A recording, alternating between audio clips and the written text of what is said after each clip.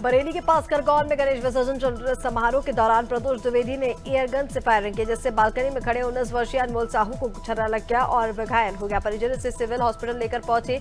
परिजनों की शिकायत पर पुलिस ने आरोपी के खिलाफ धारा 115 और 118 में मामला दर्ज किया है। पीड़ित का इलाज जारी है।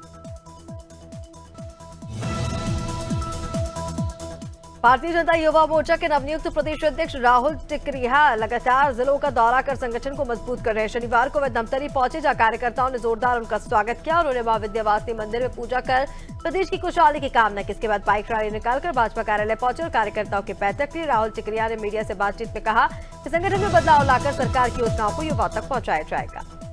कोचगांव के सामुदायिक स्वास्थ्य केंद्र के कर्मचारियों ने नर्सिंग ऑफिसर रोहित सेन पर लगे छेड़छाड़ के आरोप पर झूठा बनाते हुए पुलिस थाना कोचगांव में ज्ञापन सौंपा। कर्मचारियों ने निष्पक्ष जांच की मांग की और चेतावनी दी कि यदि न्याय न मिला तो अस्पताल में ताला लगाकर प्रदर्शन किया जाएगा। कर्मचारियों ने कहा कि रोहित सेन को षड्यंत्र के तहत फंसाया गया है।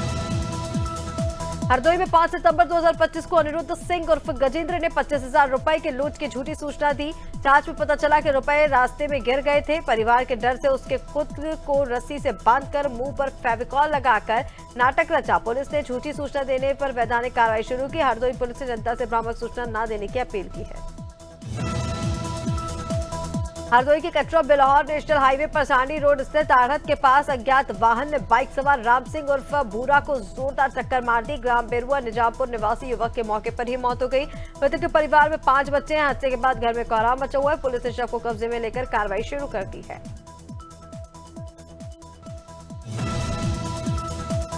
झांसी के मौरानीपुर के चकचौली गांव में 2 गर्भवती बहुएं इलाज के लिए अस्पताल गई और अचानक गायब हो गई। दोनों ने अल्ट्रासाउंड कराया और दवाई लेने बाहर गई, लेकिन वापस नहीं लौटी। दादी इंतजार करती रही। घर लौटने पर पता चला कि बहुएं सोने चांदी के जेवर, 20,000 रुपए नगद और 4 साल की बच्ची को साथ ले गई थी। पुलिस मामले की जांच पड़ताल में जुट गई है। हरियाणा के ग्राम पसाहर में आवारा मवेशियों को पंचायत पुलिस और विधायक की अनुमति के बाद गौचर भूमि में छोड़ा जा रहा था। ग्रामीणों का आरोप है कि बजरंग दल ने पैसों की मांग की। इन कार पर गाड़ी का पीछा कर हमला किया। ड्राइवर घायल हुआ और भगदड़ में कई मवेशी मारे गए। अब ग्रामीणों पर झूठा गौ तस्करी का आरोप लगाया गया। ग्रामीणों ने कार्रवाई की मांग की है। मुरादाबाद के पाकड़बड़ा इलाके में ईद मिलादुन्नबी के जुलूस के दौरान 2 गुट आमने सामने आ गए। पुरानी चुनावी रंजिश ने हिंसा को हवा दी और मौके पर लाठी डंडे चले। पथराव हुआ। इस दौरान भगदड़ मच गई, जिससे बच्चे बुजुर्ग दहशत में आ गए। कई लोग घायल हुए हैं, तो वहीं पुलिस ने मौके पर पहुंचकर हालत संभाली। घटना के बाद से इलाके में फोर्स तैनात है। आरोपी की तलाश जारी है। मुरादाबाद के जिलारी थाना क्षेत्र में दर्दनाक वारदात सामने आई, जहां गांव सड़सका खास में 28 वर्षीय राशिद की संदिग्ध हालत में मौत हो गई। परिजनों का आरोप है कि मोबाइल चोरी के शक में कुछ लोगों ने बेरहमी से पीट कर उसकी जान ले ली।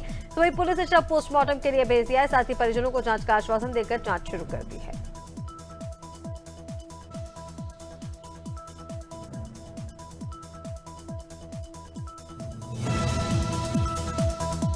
मुरादाबाद के थाना ठाकुरद्वारा क्षेत्र में शरीफनगर निवासी शाहनवाज पर उसकी कथित प्रेमिका के घर पर धारदार हथियार से हमला हुआ। परिजनों का आरोप है कि महिला और उसके सऊदी से लौटे पति ने मिलकर शाहनवाज की गर्दन और हाथ की नसें काट दी। गंभीर रूप से घायल शाहनवाज को देहरादून के जॉली ग्रैंड अस्पताल ले जाया गया। महिला का दावा है शाहनवाज ने खुद की शादी के दबाव पर ऐसा किया और पुलिस छानबीन कर रही है।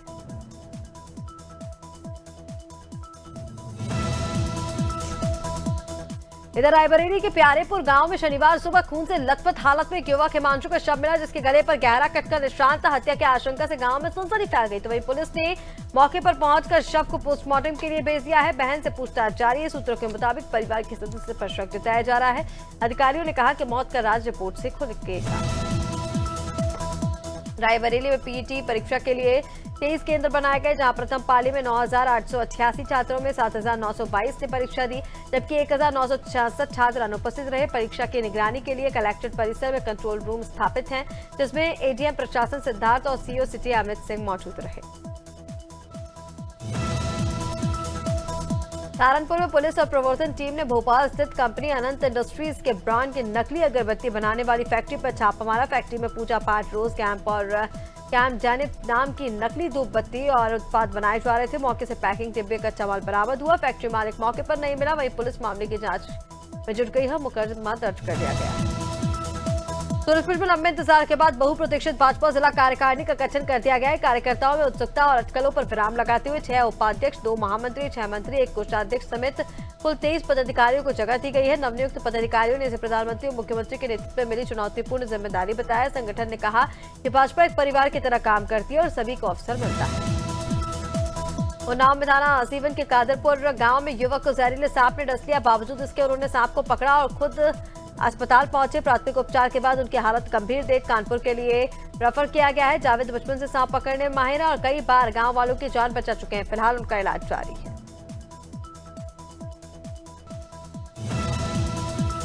समतरी के सिहावा थाना क्षेत्र के भूरसी जौंगरी गांव में गणेश विसर्जन के दौरान नारियल लेने तालाब में उतरे एक 40 वर्षीय महेश यादव की डूबने से मौत हो गई। हादसे से पूरे गांव में शोक की लहर है। तो वही सूचना पर पहुंची पुलिस ने जांच पड़ताल शुरू कर दी है।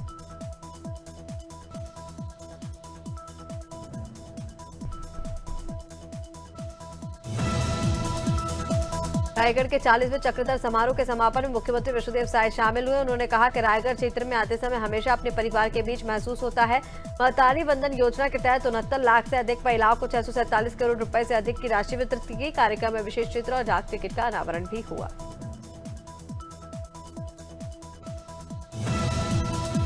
दिल्ली सरकार में कैबिनेट मंत्री कपिल मिश्रा ने देर रात बाढ़ प्रभावित इलाकों का दौरा किया। राहत कार्यों का जायजा लिया। इस दौरान उन्होंने अधिकारियों को सख्त निर्देश देते हुए कहा कि बाढ़ में फंसे लोगों और जानवरों को तुरंत सुरक्षित स्थानों पर पहुंचाया जाए।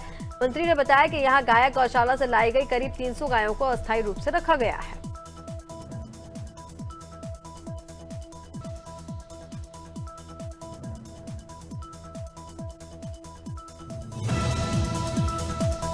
अमरौली की यूपी सीरा आवासीय कॉलोनी में चोरों ने रिजवान के घर में घुसकर लाखों रुपए के जेवरात और नकदी चोरी कर ली। परिवार बावता के जुलूस में शामिल होने गया था। मकान मालिक के अनुसार लगभग 80,000 रुपए नकद, 24 लाख रुपए के गहने चोरी हुए। पुलिस ने मौके पर पहुंचकर सीसीटीवी खंगाले और साक्ष्यों के आधार पर जांच में जुट गई है।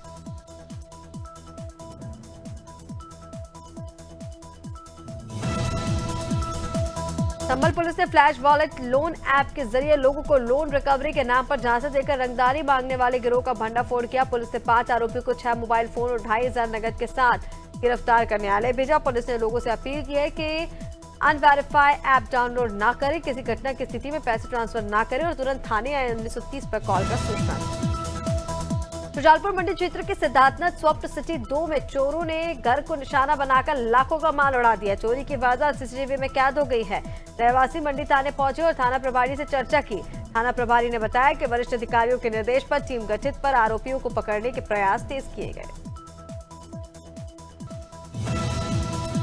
मध्य प्रदेश में पुलिस सहायता के लिए डायल 100 सेवा को बंद कर दिया गया और अब 112 सेवा शुरू की गई। नई FRV यानी कि फर्स्ट रिस्पॉन्डर व्हीकल्स को पूजा अर्चना के बाद जनता को समर्पित किया गया। सलवानी तहसील क्षेत्र को 3 नए वाहन मिले जो अलग अलग थानों और चौकियों को आवंटित किए गए।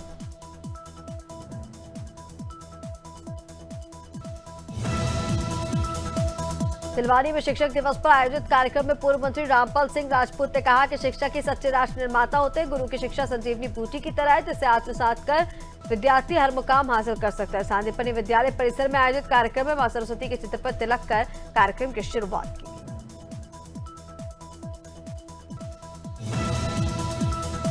खैरागढ़ जिले में पटवारियों की छवि लगातार सवालों के घेरे में है। हाल ही में जिला पटवारी संघ अध्यक्ष रिश्वत लेते पकड़े गए थे और अब गुंदई तहसील में नया मामला सामने आया। ग्राम बागर गुंदई के किसान भगवती साहू का आरोप है कि नामांतरण के लिए आवेदन देने के बाद भी पटवारी और उसके सहायक ने उससे पैसे मांगे। रायगढ़ जिले के घरघोड़ा थाना क्षेत्र से बड़ी खबर सामने आई, जहां रायकेरा मार्ग पर शराब के लिए पैसे नहीं देने पर 2 युवकों ने जेसीबी चालक और उसके साथी से मारपीट कर जेसीबी वाहन लूट लिया। घटना की जानकारी मिलते ही घरघोड़ा पुलिस हरकत में आई। कुछ ही घंटों में दोनों आरोपियों को गिरफ्तार किया गया।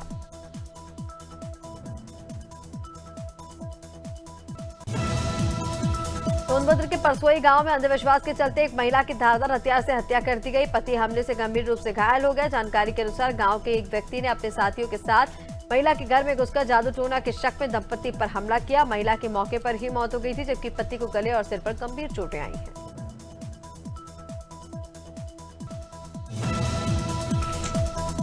खैरागढ़ का ऐतिहासिक राजा लाल बहादुर स्पोर्टिंग क्लब नगर पालिका की अनदेखी का शिकार हो चुका है। बता दें कि 1885 में बने इस क्लब में कभी टेबल टेनिस, लॉन टेनिस और बैडमिंटन समेत कई खेलों का अभ्यास हुआ करता था, लेकिन अब ये क्लब जर्जर हालात में बंद पड़ा है। खेल मैदान उखड़ चुके हैं और खेल सामग्री नदारद है। गंजबासुदा में आगामी त्योहारों गणेश विसर्जन पर्व को शांतिपूर्ण ढंग से मनाने के लिए पुलिस विभाग ने सुरक्षा इंतजाम तेज किए। पुलिस अधीक्षक ने गणेश विसर्जन स्थलों का निरीक्षण कर अधिकारियों को कानून व्यवस्था बनाए रखने के निर्देश दिए। इसके बाद 112 वाहनों और मोटरसाइकिलों के साथ फ्लैग मार्च भी निकाला गया।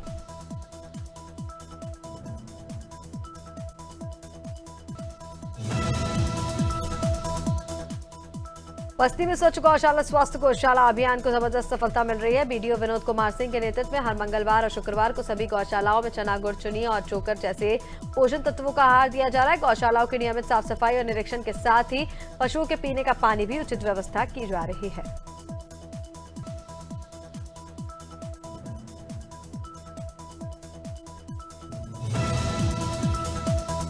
अलीगढ़ के टप्पल इलाके में यमुना नदी उफान पर आने से महाराजगढ़ समेत करीब दर्जन भर गांव बाढ़ की चपेट में आ गए, जहां ग्रामीण नाव के सहारे सुरक्षित स्थानों की ओर पलायन कर रहे हैं। बताया जा रहा है कि हथनीकुंड बैराज से छोड़े गए पानी और भारी बारिश के चलते नदी का जलस्तर तेजी से बढ़ा है।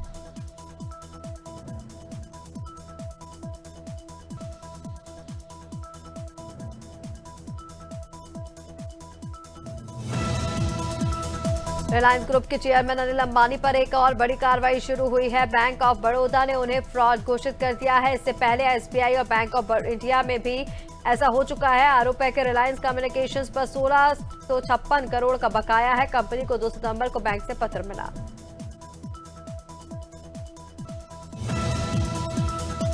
सोना चांदी की कीमतों में जबरदस्त उछाल देखने को मिला। India Boolean and jewellers association के मुताबिक शुक्रवार को 10 ग्राम 24 कैरेट सोना 1,06,446 तक पहुंचा, जो ऑल टाइम हाई रहा। हालांकि कारोबार खत्म होने पर इसकी कीमत 1,06,338 रही। इस साल अब तक सोना 30,000 महंगा हुआ है। टाटा मोटर्स ने ग्राहकों को बड़ी राहत देते हुए गाड़ियों की कीमतों में कटौती का ऐलान किया। 22 सितंबर से कंपनी की गाड़ियां 65,000 से लेकर 1,55,000 तक सस्ती हो जाएंगी। ये फैसला जीएसटी काउंसिल द्वारा टैक्स स्लैब में बदलाव के बाद लिया गया। 3 सितंबर को काउंसिल ने छोटी कारों पर टैक्स से घटाकर मंजूरी दी थी। भारत में इलेक्ट्रिक कारों का नया अध्याय शुरू हो चुका है। टेस्ला की पहली इलेक्ट्रिक एसयूवी मॉडल वाई की डिलीवरी महाराष्ट्र के ट्रांसपोर्ट मिनिस्टर प्रताप सरनाइक ने ली। ये डिलीवरी मुंबई के बांद्रा कुर्ला कॉम्प्लेक्स स्थित टेस्ला के नए शोरूम में हुई। सरनाइक ने कहा कि उनका मकसद युवाओं और बच्चों में ईवी को लेकर जागरूकता फैलाना है। टेक्नो ने पोवा सीरीज में नया smartphone Pova slim 5G launch किया, जिसे कंपनी ने दुनिया का सबसे पतला 5G फोन बताया है। ये फोन की मोटाई सिर्फ 5.95 mm है। इसमें 6.78 इंच का 1.5K covered AMOLED display, 144 Hz refresh rate और 4500 निट्स ब्राइट मिलती है। मुरादाबाद के इमलाक गांव में महिला के इलाज में लापरवाही करने वाले जोराछाप डॉक्टर फिरोज शाइस्ता पर महिला के देवर के साथ मारपीट का आरोप लगा। युवक ने पुलिस को तहरीर दी कि डॉक्टर ने मारपीट के साथ धारदार हथियार से हमला किया है। स्वास्थ्य विभाग के मिलीभगत से बिना रजिस्ट्रेशन के संचालित हो रहा जच्चा बच्चा केंद्र सवालों के घेरे में है। पुलिस ने मामले की जांच पड़ताल शुरू कर दी है। खबर जनपद उधम सिंह नगर के कटीवा से, जहां बागुलिया गांव में देवाशीष सरकार के घर में सुबह 9 बजे शॉर्ट सर्किट से आग लग गई, जिससे सारा सामान जल गया। पड़ोसियों और ग्रामीणों ने आग बुझाने का प्रयास किया और कोई जनहानि नहीं हुई। तहसीलदार वीरेंद्र सिंह ने बताया कि लगभग 30,000 का नुकसान हुआ है और देविया आपदा में नहीं आने के कारण राजस्व उप निरीक्षक सर्वे कर उत्तराधिकारी को रिपोर्ट भेजेंगे। मध्य प्रदेश के शिक्षा एवं परिवहन कैबिनेट मंत्री श्री राव उदय प्रताप सिंह का लखनादौन रेस्ट हाउस में भाजपा मंडल अध्यक्ष अजेंद्र गौलहारी सहित कार्यकर्ताओं ने स्वागत किया। इसके बाद मंत्री ने समस्त कार्यकर्ताओं से भेंट वार्ता की और मान्यपूर्ण धाम श्री नारायण आश्रम पिठोरा में अनंत श्री स्वामी नारायण नंद तीर्थ जी महाराज के सानिध्य में चल रहे चतुर्मास व्रत समापन समारोह में जाकर दर्शन पूजन किया और अभिनंदन किया। सभी श्रद्धालु भाजपा कार्यकर्ताओं से अधिक। आज लक्सर के अर्चनपुर में सरकार आपके द्वार कार्यक्रम आयोजित हुआ, जिसमें कई अधिकारी नदारद रहे। ग्रामीण भी कम संख्या में पहुंचे। शिकायतकर्ताओं ने अधिकारियों की अनुपस्थिति और शिकायतों पर कार्रवाई न होने की चिंता जताई। इधर सड़क निर्माण, स्कूल की बदहाल स्थिति और मनरेगा में धांधली जैसी समस्याएं उठाई गई। सहायक निदेशक मत्स्य विभाग ने लाभ मिलने की उम्मीद जताई और अधिकारियों की कमी पर ठोस कार्रवाई की बात कही। देश भर में धूमधाम से मनाए जाने वाले गणेश महोत्सव को रानीखेत में भी जोर शोर से मनाया गया। शिव मंदिर परिसर में पूजा अर्चना, हवन, गाजे बाजे के साथ गणेश जी की शोभा यात्रा निकाली गई। पुलिस प्रशासन पूरी सतर्कता के साथ मौजूद रहा। ग्रामीण श्रद्धालु जयकारे लगाते हुए शोभा यात्रा में शामिल हुए। दही हांडी कार्यक्रम और मुख्य आकर्षण का केंद्र रहा, जहां मराठा समाज के युवकों ने उत्साह से मनाया। एड्रिक रामचंद्र मराठा ने बताया। इधर शहर के बैगवा कला में शनिवार को एक ऊंट पागल होकर राहगीरों को कुचलने की कोशिश करने लगा, जिससे अफरा तफरी मच गई। ऊंट ने एक ढोल बजाने वाले को हमला किया, जिस पर बचने के लिए गिर पड़ा और उसे राहगीरों ने मुश्किल से बचाया। घटना स्टेट हाईवे 44 के सिलवानी उदयपुरा मार्ग पर पेट्रोल पंप के सामने हुई। नागरिकों का कहना है कि ऊंट कई दिनों से नगर में घूम रहा है। प्रयागराज में हंडिया तालाब क्षेत्र के सैदाबाद में नवनिर्मित सेप्टिक टैंक की सफाई के दौरान जहरीली गैस की चपेट में आने से 2 लोगों की मौत हो गई। आनंद फानन में 2 लोगों को सामुदायिक स्वास्थ्य केंद्र पहुंचाया गया, जहां उन्हें जिला अस्पताल रेफर किया गया। जिला अस्पताल ने डॉक्टरों ने मृत घोषित किया। घटना से इलाके में हड़कंप मच गया। मौके पर पहुंची पुलिस ने पंचायतनामा की कार्रवाई की। छत्तीसगढ़ में डीएमएफ घोटाले में ईडी ने बड़ी कार्रवाई की। 3 सितंबर को दुर्ग जिले के समेत 28 जगहों पर छापेमारी कार्रवाई का खुलासा करते हुए ईडी ने बताया कि छत्तीसगढ़ राज्य बीज एवं कृषि विकास निगम लिमिटेड संबंधित कारोबारी, ठेकेदारी और बिचौलियों के करीब 4 करोड़ रुपए नकदी, 10 किलोग्राम चांदी के जेवर के साथ आपत्तिजनक दस्तावेज और डिजिटल उपकरण आदि जब्त किए गए। कोरबा जिले के कुसमुंडा थाना क्षेत्र के शासकीय प्राथमिक शाला चुनचुनी का एक दर्दनाक मामला सामने आया। स्कूल में खेलते वक्त छात्र अव्वल बंजारे की आंख में गंभीर चोट लगने से उसकी बाई आंख की रोशनी चली गई। करीब 2 महीने पुराना मामला है। बताया जा रहा है कि घटना के वक्त स्कूल की इकलौती शिक्षिका निजी काम से बैंक गई हुई थी। घटना के बाद ना बच्चे को समय पर उपचार दिया गया, न ही उसे स्वास्थ्य केंद्र पहुंचाया गया। सीएसआई ने राजधानी रायपुर स्थित एम्स में रोबोटिक सर्जिकल सिस्टम देवहस्त का शुभारंभ किया। इस अवसर पर उन्होंने कहा कि रोबोटिक सर्जरी छत्तीसगढ़ में चिकित्सा सुविधाओं के विकास में एक नया आयाम है। यह ऐतिहासिक क्षण प्रदेश की जनता को अत्याधुनिक और बेहतर उपचार उपलब्ध कराने की दिशा में मील का पत्थर साबित होगा। यह सिस्टम मध्य भारत के किसी भी शासकीय स्वास्थ्य संस्थान में स्थापित होने वाला पहला रोबोटिक सर्जिकल सिस्टम है। शामली में कांदला कस्बे के मोहल्ला मालानन के समाजसेवियों ने पंजाब बाढ़ पीड़ितों की मदद के लिए राहत सामग्री भेजने की पहल की है। समाजसेवी गुज्जू अमीर और मोहम्मद तहरीम के नेतृत्व में लोगों ने आटा, चावल, दाल, कपड़े, कंबल और अन्य जरूरी वस्तुएं एकत्र कर ट्रकों के जरिए प्रभावित जिलों तक भेजने की तैयारी की। राजधानी लखनऊ में भले ही स्वास्थ्य विभाग लोगों की सेहत को लेकर गंभीर हो, लेकिन निजी अस्पताल लोगों की सेहत के साथ खिलवाड़ कर रहे हैं। बख्शी का तालाब में स्थित मां चंद्रिका देवी हॉस्पिटल की लापरवाही सामने आई, जहां अस्पताल का बायोमेडिकल वेस्ट खुले में फेंका गया और बीमारियों को बढ़ाने का काम यहां पर किया जा रहा है।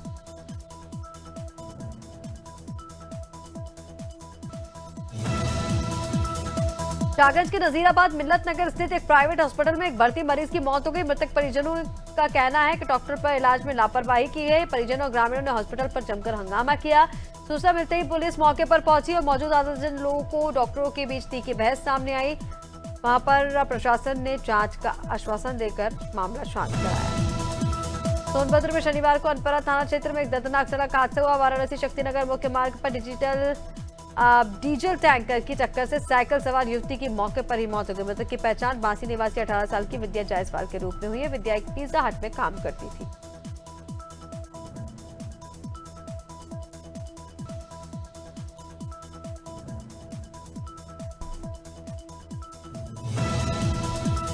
और गणेश चतुर्थी से शुरू गणेशोत्सव को लेकर भक्तों में उत्साह चरम पर रहा है। इस दिन विधि विधान से श्रद्धा और आस्था के साथ पूजा करने के बाद उनकी विदाई का दिन आ गया। भक्तों ने भगवान गणेश की पूजा भक्ति भाव से की और आज अंतिम दिन हवन कर भगवान से मंगल कामना करते हुए नम आंखों से उन्हें विदाई दी।